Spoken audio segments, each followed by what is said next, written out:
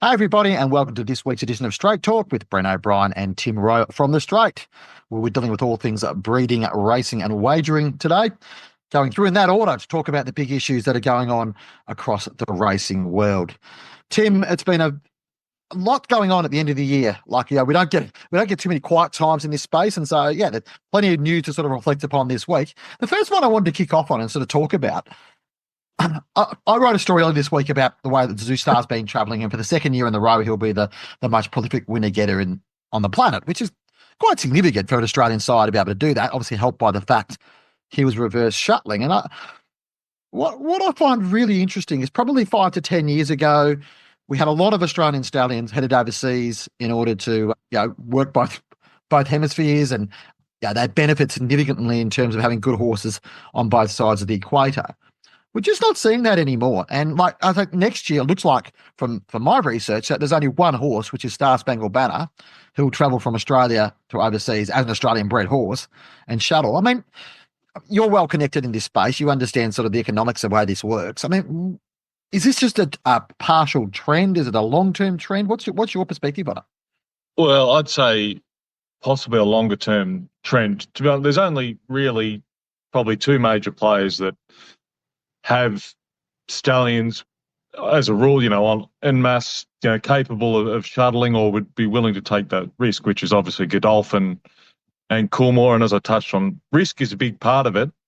Horses aren't cars. Things can go wrong. It's not welfare issue, but looking after them. If you do get a good stallion, which is very hard to do, I think maybe 6 in 100 stallions that go to start actually properly make it and become supersized, so to speak, or the top 5.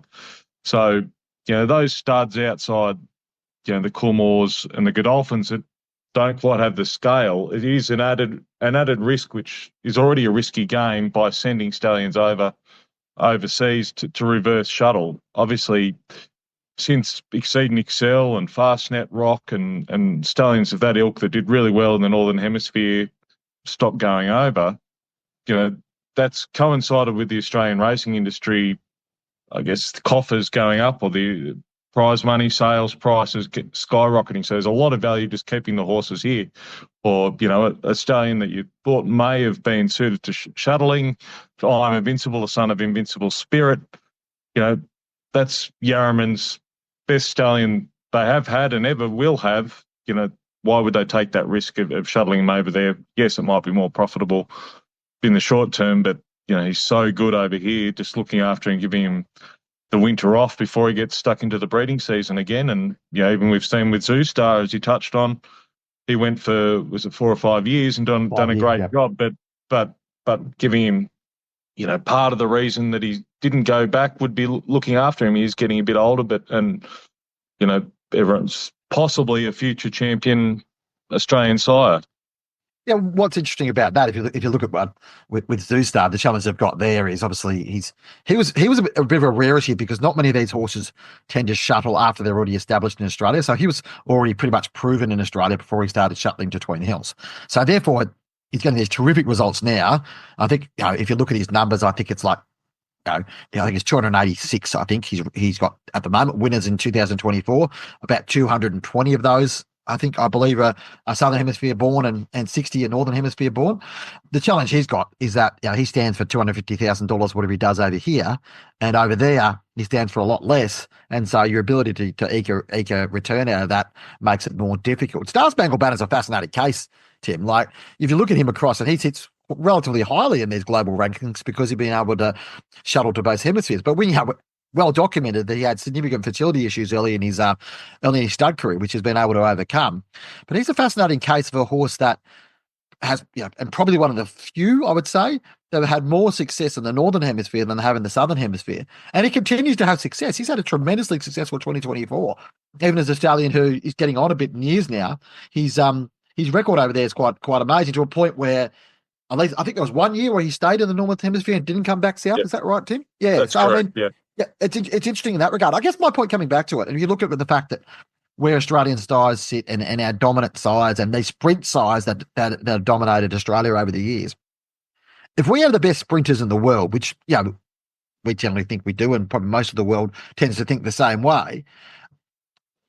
You know, why aren't they attractive enough to make it work over there? Is it a, America's got a lot of stallions, so it's harder over there. I get that. And shuttling to America has been very few stallions that have been able to go over there from Australia and make. I think Monroe was over there for a bit. A horse like I think Stern was over there, wasn't he, Tim? There's a few others and Vancouver's throwing stakes winners over there. Yeah. In the States as well. But again, I think it's recognition. We, as people that are interested in or cover, and punters on Saturdays know the Australian horses.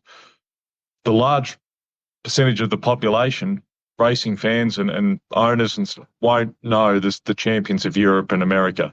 Yeah. So when they come down, there is that education process that the stallion farms have to go through marketing and Too Darn Hot. Very, very good stallion, obviously, and top racehorse. But even so, took some time to market to certain breeders. Obviously, those that tapped into him have done extremely well right from the get go. And unfortunately, probably maybe he won't come back. But he's served 58 mares Southern Hemisphere time this year, and I'm sure that those numbers will at least stay at that level ongoing. It's interesting too. You look at the fact I think Too Darn Hot and Justify are back-to-back first season champion sires in Australia, and I think Justify was the first one since More Than Ready in 2005 to internationally bred stallion to shuttle stallion effectively to have been a first season sire in Australia, which sort of puts an interesting dynamic on that. But I guess the other point being is, I guess you're talking about fast horses shuttling either side. Toronado is probably regarded as probably one of the fastest sons of High Chaparral. His profile was quite from that line was quite sprint orientated, and he's had tremendous success. I think he's fifth on the list overall of stallions with what he was able to do. Now he hasn't shuttled to France for a little while because he's so dominant in Australia. But I find it interesting that there's not more of that sort of going back and forth. And if you look at the performance of the Australian size, the fact that if Zoustar was to get to 300 winners this year, he'd be up amongst Danehill and More Than Ready, who are stallions that have been able to get above 300 in a year globally. Now that's a very rare air for any stallion to be in, let alone a horse from Australia. So I think it's an interesting point. The other point I wanted to quickly move on to in the bloodstock space, Tim, is something you covered off early in the week. Is look, it's a bit of a nuance, but it's an interesting one from my perspective. It's around about this endoscopic grading decision and the decision by the sales companies to change the way that they do things. You and I work in this industry. Things don't change readily in this industry, do they? People don't change for the sake of change. So I think it's quite monumental that they've decided to go with a different system to assess, I guess, the throat problems and stuff of horses and how they assess how significant they are and whether they'll impact their racing ability. Well, to highlight your point, the Lane Fallon grading system that the Australasian companies have been using and vets was formally established in 1993, and the one they've moved to, the Habermeyer system, was established in 2003. So it's taken 20 plus years to adopt that, although the Northern Hemisphere has long been using the Habermeyer system. Now, X-rays and scopes obviously play a vital role in the selling of a yearling or its value and who's prepared to take risks.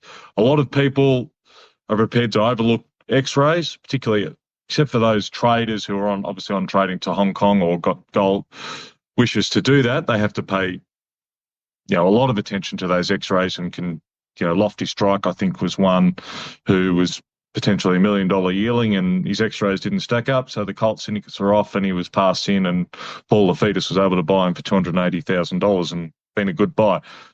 Peter Moody, I think, and Kieran Maher and people like that, probably going back a bit, didn't pay any attention to X-rays. I think they have to now with the amount of money they're spending and looking after their clients and so forth. But scope's a completely different thing. If you can't breathe, you can't run. You see your horses under pressure, if they can't breathe properly, they just stop effectively. So scopes play a vital role. And where the controversy has been, or the frustration from vendors and breeders, I guess, it's that under the old system, the grade threes, there was 3, A, B, and C within that. Grade 3 goes from 1 to 5. If you're in grade 4 and 5, you're all sorts of trouble. Vendors probably wouldn't even take them to sale. 1 and 2, you find it was at grade 3, and the science showed that if you're A and B, you're still effectively almost 1 and 2. There was little difference in racetrack performance. But again, this industry thrives on perception, and so trying to change certain buyers' habits of, you go, no, if it's grade 3, they just don't want to look at it, particularly, again, if those traders going on to Hong Kong or whatever. There was that frustrated vendors going, there's nothing wrong with this horse, but the vet's penned it. So they've come up with a better system. Certainly this is post-sale at the moment. So all yearling buyers have the option to get their horse yearling scoped, and if it fails a scope, the sale's voided. So that's where it's at the moment. But I guess the important thing is, will buyers, owners, trainers, bloodstock agents with their vets start using the Havermeyer system for pre-sale vet checks, which, as Dr. Chris Lawler told me, you'd be mad to ignore the science, and so hopefully the buyers will start using this Havermeyer system where, to put it, as I touched on, the grade 3 under the old system, 20% of yearlings would fall into that range. Now it'll be, but only 4 or 5% will fall into that range where they're likely to suffer breathing issues, and it's a greater risk for the buyer. So it's a more accurate way of, I guess, assessing the potential risks of breathing issues ongoing as 2 and 3 year olds particularly. Just a quick one, Tim. I mean, just from my benefit, sort of, in terms of pre and post sale, is the pre-sale endoscopy stuff just not done because they don't want 50 inspectors putting them, doing their own scopes, or is it a case that, there'd be a pre-sale scope that would be able to be? The visions, I could be corrected here, but when the yearlings arrive on complex, they go for a scope, and say Magic Millions, Dr. Kim Rose and his assistant Emma would undertake that, or the vision would be taken, and all. And we're looking at the lining, the way the throat's structured, yeah? That's right. And basically the anatomy of the throat, yeah? Yeah, yes, effectively, which is video of it. Yep. And so the vets can assess that, and they can all, and that, again, under the old system, or, you could look at the same vision and 3 vets could all come up with a different grading, where under the new system, they think that's more in line, more accurate. People will be, more consistent, I guess, in their gradings. And that, again, that was part of the frustration, is going, well, my vet said it's a grade 3A or a grade 2, and these 2 vets from wherever acting for X, Y, and Z said, no, it's grade 3B, and where the Havermeyer system's more accurate. So, yes, effectively, it doesn't happen that often, but where a sale is voided, there should be fewer of those, I guess, because it is. I've seen it happen to certain breeders. It's absolutely devastating. You get a good result, or you sell the horse, pour in all the money, the capital, the years of mating plans and whatever, and then at the last minute, the post-sale scope fails and it's all voided. Yeah, interesting. I'll move on to the racing world now, and an interesting little story this week, Tim, that you covered off was the shutting down of Marcus Oldham's equine business course. Now, I guess it's a smallish problem, but it's a Victorian course that has had effectively an equine business course for a long period of time. There's significant graduates that come through there. With a lot of people who've come through and developed their skills, horse trainers, bloodstock agents. Really important for getting an understanding of the industry, but also creating connections. I guess, Tim, what I wanted to ask you about is, what do you think this says about the broader challenges about the racing industry, the breeding industry, attracting people to come through training programs into the industry and get an understanding? Does it put up a bit of a red light for you about where racing should sit, where this problem is for racing and how it should be addressed? Yes, I guess in a way that people, trainers or bloodstock, some of those people you mentioned, Henry Dwyer, Cliff Brown, Jeremy Rogers, who did work for Darren Weir, and obviously Archie Alexander. There's loads of them. The course has been going for more than 40 years. So I guess it shows that, racing, you've got to do the hard yards. It can be a low-paying job to work your way up, even if you are, I guess, tertiary educated. And so there's other pathways, obviously on the job practical skills if you want to be a trainer working in a stable. I guess where courses like this were important was the business skills that you would learn. And as Jeremy Rogers told me, the connections that he was able to make through Marcus Oldham and the opportunities to go and work overseas, which are still there outside Marcus Oldham or tertiary education, but it was just a formal way of doing things. And I guess it's a sign of the times. There are industry bodies trying to address that, like Thoroughbred Breeders Australia with their tertiary educated courses. Graduate program and stuff, graduate program, that they're implementing, and there's others out there. But I guess, agriculture and, comes down to, I guess, what people can earn as well. As Marcus Oldham people told me, is, people could still do the agri-business courses or the other agri, and then move into equine afterwards if they wanted to by doing practical stuff, or, at wherever, insurance companies or stables or so forth. But yeah, it is disappointing, but you can't. It just wasn't viable. They used to get 40 and 50 students a year. Now that I think there's 15 next year about, just the costs involved in running a course like that, it's just not viable, unfortunately. Yeah, it's an ongoing challenge for the broader industry, though, to have a education pathway for people to come into it and have formal qualifications attached around that. And that's probably the challenge that it's got to be addressed in a few different ways. It is addressed to a certain extent, but racing's divided landscape, whether it be state by state or whether it be the industries we work in between racing and breeding, wagering, stuff that we talk about all the time. It does seem like it's difficult to actually get a whole of industry solution for this stuff, which is somewhat of a challenge as well. We'll move on now to the Rosehill report, Tim, and I'm happy to have a chat about this in a minute, but I'll flick it over to you. I guess you haven't covered it probably as closely as I have. I don't think too many people have covered it as closely as I have.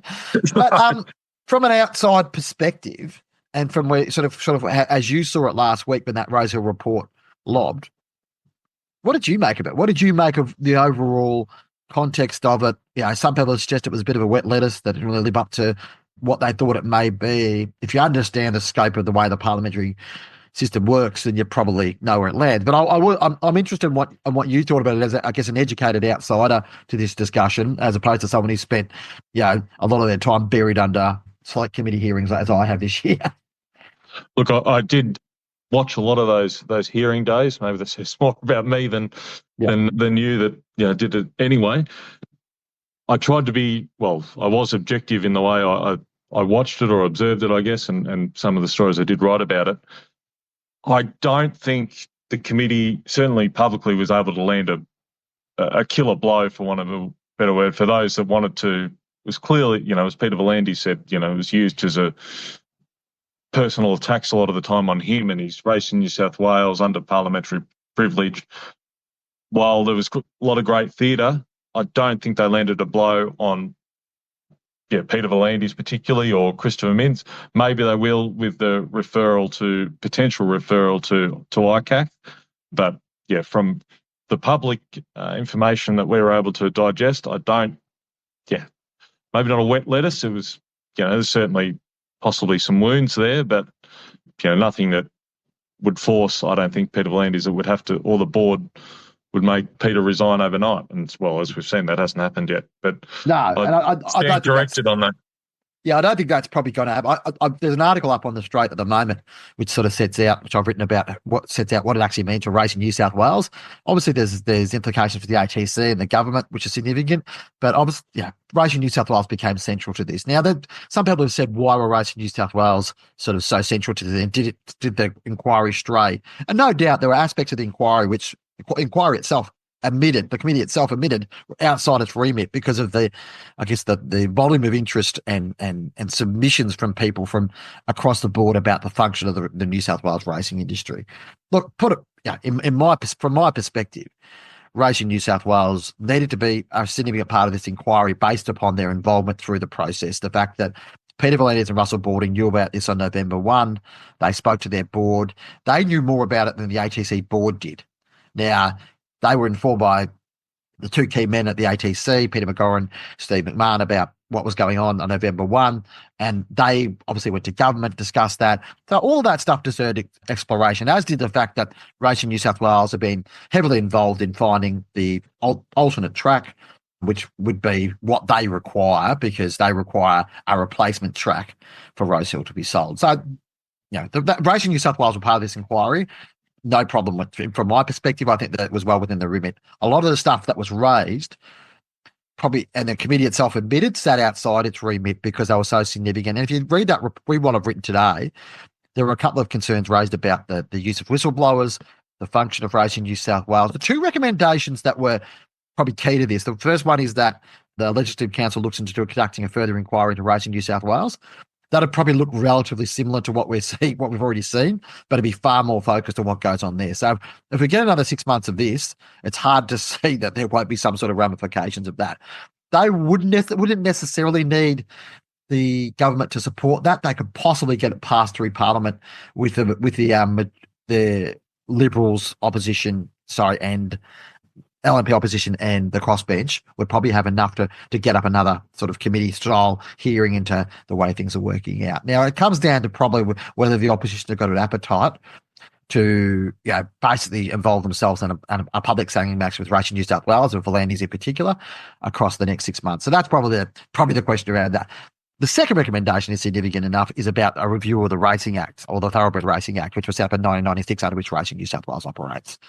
Yeah, that's probably much more likely to get up because I think even from a government point of view, it's much more politically palatable. It becomes about fixing the system, not becoming pointedly about Racing New South Wales. I think that will happen. I think there will be a review of the Act. Now, whether that takes a quick, fast, let's change the Act, or whether that takes let's throw it back into the parliamentary abyss and it'll come out in 2 years' time, maybe more the latter than the former.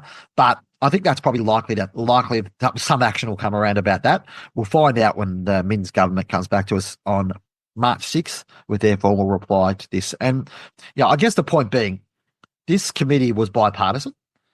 The 3 Labor members of the committee have put forward their dissenting views in the report. You can read their dissenting views, but they did not specifically dissent to any of the recommendations around Racing New South Wales. And in fact, Bob Nanvo, who's probably been the lead on this from a Labor point of view, was one of the people that approved and put forward the amendment that they were very concerned about comments made by whistleblowers about potential behaviour by Racing New South Wales. So I think there's a bit more to play out in this. People think this is going to go away. I don't think it will.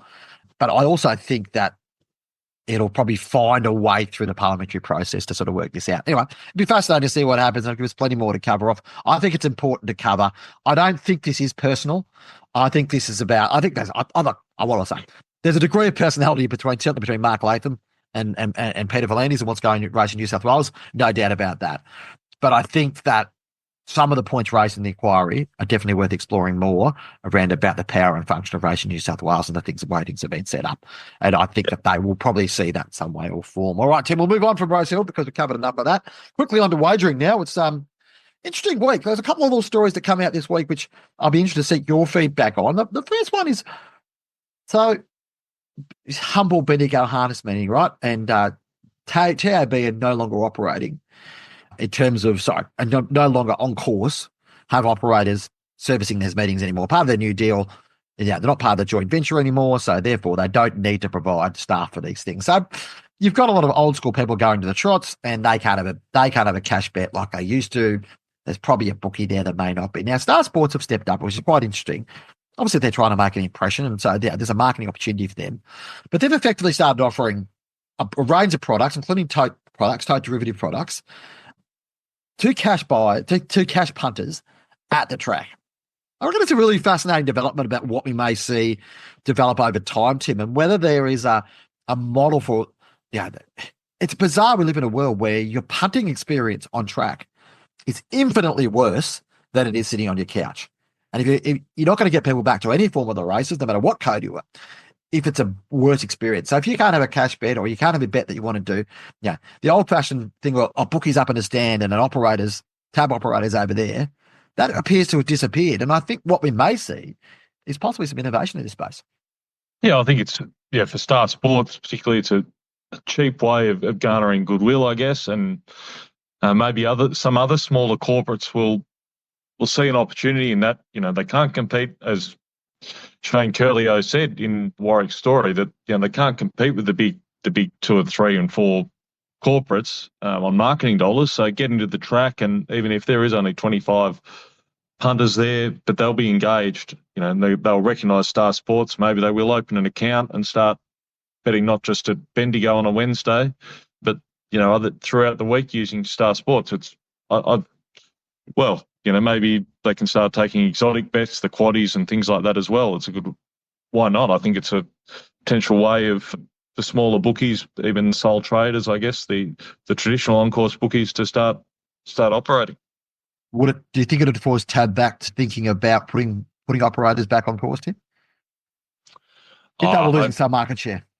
I look at this stage, I don't think Gil McLaughlin's going to be losing any sleep over the bookies at Bendigo Trots. being a Bendigo Trots, but and they will. Racing Victoria and on the Thoroughbred Code, obviously footing the bill for Tab staff to be at, I think it's 140 meetings for the rest of the year, and Tab will be at the Melbourne Cup Carnival's major sponsor for starters, so they'll be at the Spring Carnival and things like that. So at this stage, I don't think Tab would care too much. Anecdotally, I was at a pub recently on a Sunday afternoon, as I tend to do sometimes, and real old school Tab punters are there. They said if they get rid of these EBTs, I'm no longer punting. They don't bet on their phones, and these guys are 60, 70, 80. I guess that's that market share legacy that Tabcorp still carries. That there is a service they have to provide it.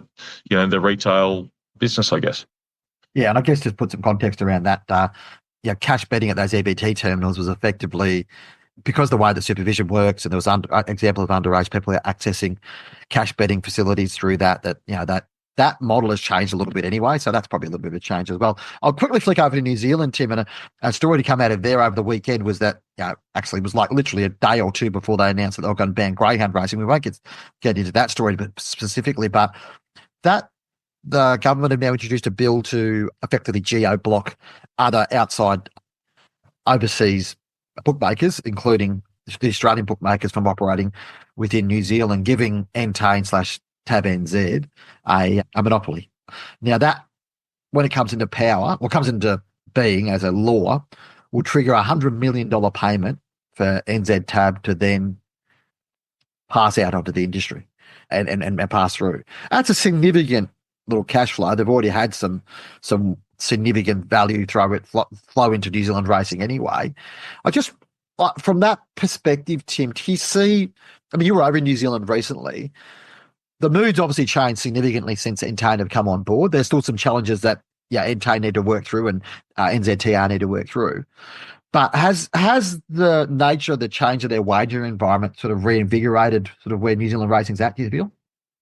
Slowly it is. I think slowly, there is a bit of optimism. I guess you see it. I've been working on a breeding story, and you talk to a lot of different people, and they're slowly hoping that this money coming through will first trigger domestic owners and trainers to buy more horses or spend a bit more on the horses they do buy, and then flow on to breeding, I guess. But it's a slow process, and it's the same with punters.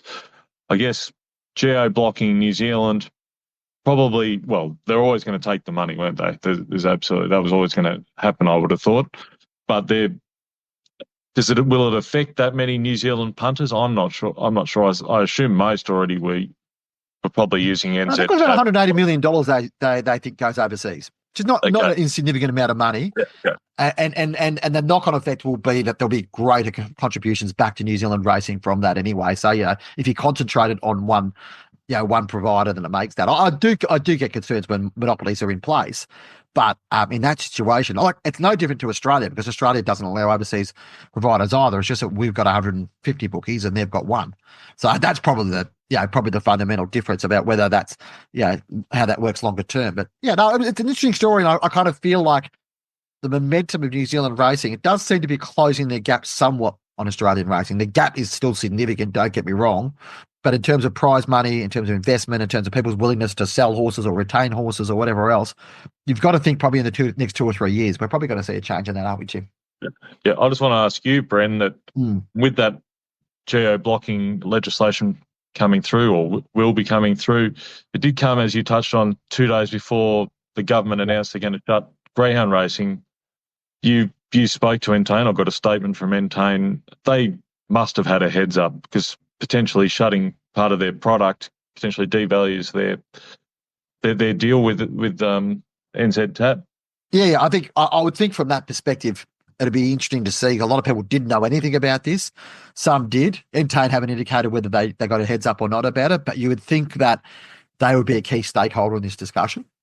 Yeah, the turnover on New Zealand greyhound racing is nowhere near, what it probably is in Australia in terms of its importance of product. So maybe it's a less important product. I don't know specifically the value of it to the Entain market, but I would think that there would be a little bit of, there certainly would. Look, I would think that when Entain signed that deal 18 months ago, there must have been some way that they had to, they would get some visibility or possibly some compensation or something around how this would work, because it does affect their ability to offer products. So look, it's a fascinating little story, a little subplot that these two stories came out within 2 days of one another in the order that they did. Whether we read something into that or not, I'm not too sure. But from my perspective, I think it does show you that when you have a lot of change in an organisation, or a lot of change in an industry, things tend to happen at once. And I just wonder longer term what that means. And we can talk another time about what that might mean for the greyhound racing in Australia, industry in Australia. But I think it's an interesting point, and I think Entain would have Entain have got a few things they really want to achieve. They're really laser focused on what they want to achieve in New Zealand, and this is probably part of it. So I think the greyhound stuff will be, it would have. There must be some adjustment there to go on, because it's not nothing, Tim. I guess that's my point. It's not like you're getting rid of something that's not doing anything. It is product. It is turnover. They may be able to see. They may be able to sort of the Australian greyhound racing or whatever else to broadcast that. I'm not too sure. Anyway, it's an interesting point, and like I said, this is a what's the word I'm looking for? It's a dynamic industry. Things change a lot, don't they? So anyway, thanks for joining us on Straight Talk. That's enough of us for this week. Don't forget to give us a rating wherever you're listening to our podcast, and sure to subscribe, whether it be on Apple, Spotify, Podbean, or on YouTube as well. So plenty of places where you can catch up with all the latest from Straight Talk. Go through our episodes, have a listen through. Hopefully we'll have a guest next week to come on board and talk to us about sort of hopefully the bloodstock sales in overseas. It'd be interesting to hear from a member of the bloodstock community about how things went over there. But we'll see you next week, and thanks for listening.